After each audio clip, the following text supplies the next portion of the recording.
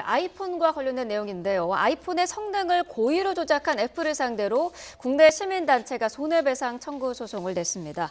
자, 집단소송이라는 단어가 붙긴 했는데 소송 규모가 그렇게 크지는 않은 것 같아요. 네, 집단소송이라 해서 미국에서 말하는 집단소송은 아니고요. 네. 다수 당사자 소송이라고 보면 될 것 같습니다. 미국에서 말하는 집단소송은 한 명이 소송에서 이기면 나머지 사람은 그냥 효과를 받는 겁니다. 재판을 하자, 재판 안 해도 그냥 가입을 하면 되는데 우리의 집단소송은 그리고 미국식 집단소송은 증권에만 도입이 돼 있고 딴 데는 되지 않기 때문에 여러 명이 지금 모여서 인지대하고 내고 여러 명이 이제 소송을 수행을 하고 그 중에 이제 한 명이 대표로 하지 않을까 이렇게 보입니다. 그러니까 현재 집단소송은 증권 시장에서 주가 조작과 관련한 것만 인정이 되는 거죠. 근데 이제 그럼에도 불구하고 사실 그 개수는 많지가 않아요. 아직까지 우리나라에서는 일반화되지 않고요. 중요한 건 이렇게 소비자 관련된 분쟁에서 집단 소송이 된다 그러면 사람 사실 많을 건데 대기업들도 반대를 많이 하고 있고요. 그러다 보니까 아직까지는 우리는 없는 상황입니다.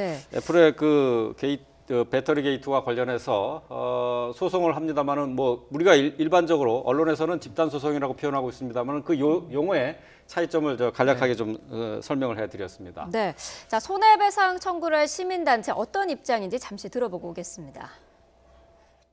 소비자들의 피해가 막대함에도 불구하고 그다음에 또 개인이 아니고 집단적으로 나타남에도 불구하고 공정이나 소비자보호원이 소비자들의 권익보호를 위해서 일체의 좀 행정행위를 하지 않고 있습니다.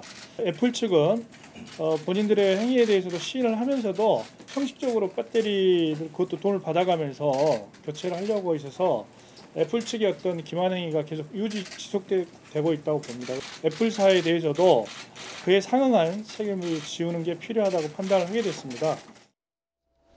네, 자 얘기가 나온 것처럼 지금 애플 측에서도 어느 정도는 시인을 하고 있는 그런 내용인 것 같아요. 네, 그렇습니다. 이제 최초에 애플 측에서 뭐라고 얘기했냐면 본인들이 이제 2017년 작년이죠. 연말에 이제 성명을 내 가지고 이 리튬 이온 배터리가 좀 시간이 지나면은 오래됐을 때 갑자기 전원이 이제 꺼지는 그런 부작용을 막으려고 이 업데이트를 했다라고 얘기를 이제 방금 얘기했지 않습니까? 형식적으로 그렇게 얘기하면서도 이 업데이트를 하게 되면은 자동적으로 속도가 저하가 되는 거죠. 그러면 사실 우리 일반적으로 이 휴대폰을 사용을 하는 그 소비자들 같은 경우는 속도가 점점 떨어지면 어떤 상황이 되냐면 이제 휴대폰을 바꿀 때가 됐구나라고 생각을 하지 않겠습니까?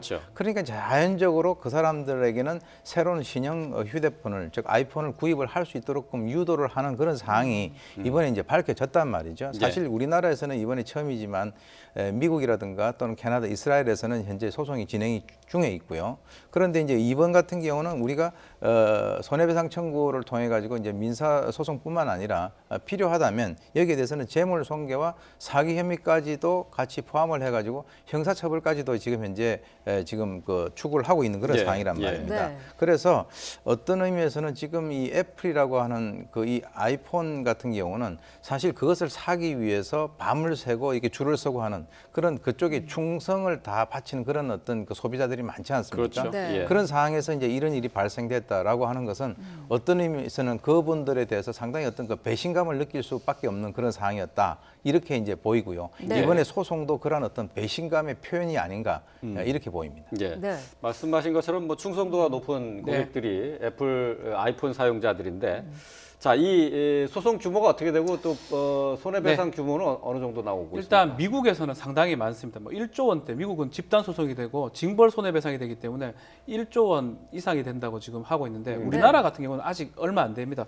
122명이 1인당 220만 원 지금 손해배상 청구한 거거든요. 그 이유는 정신적 손해예요. 이걸 갖고 신체적 손해를 입은 게 아니기 때문에 정신적 위자료조로 220만 원 1인당 청구한 상황이고 앞으로 만약에 하려고 그러면 이게 좀 가입을 하든지 해야지 그냥 있어서는 안 되고요. 미국 같은 경우는 나중에 재판 끝나고 나서 저도 이거 샀습니다라고 하면 되는데 근데 이제 사실 저도 충성도가 있는 아이폰 사용자인데 사실 그런 느낌은 가졌었어요. 계속 왜 또 2년 정도만 되면 이게 성능이 떨어질까라고 계속 의문을 가졌는데 나중에 알고 보니까 배터리가 떨어지면 떨어질수록 그만큼 속도가 또 떨어지는데 업데이트할 때 그런 기능을 추가를 한 겁니다. 그래서 업데이트를 하지 않으면 속도가 계속 유지가 되고 업데이트를 하게 되면 배터리하고 같이 속도가 떨어지는 그거를 본인들이 밝혔어요. 그거는 이유는 배터리하고 잘못되면 휴대폰이 너무 성능이 안 좋아지기 때문에 이유를 예. 공식적으로 밝히긴 했는데 예. 그래도 그건 완전히 기만 행위고 속였던 행위이기 때문에 예. 또 책임이 있어 보이긴 한데 문제는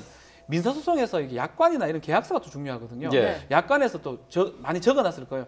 뭐 업그레이드 하기 싫으면 업데이트 하지 말라라고 그런 부분 때문에 소송에서 이길 수 있을지는 한번 지켜봐야 될 것 같습니다. 그 소송 전망은 그렇게 밝지 않다고 보십니까? 저는 뭐 간단하게 미국에서는 조금 예. 가능성이 높아 보이는데 우리나라 같은 경우는 미국과 법제도 다릅니다. 네. 다르기 때문에 일단은 뭐 무조건 이긴다 이렇게 보기는 좀 어려운 상황이 아닌가 예. 생각이 듭니다. 네. 앞으로 뭐 소송의 그 뭐 승소 여부는 좀 쉽게 예단할 수 없는 상황인 것 같습니다.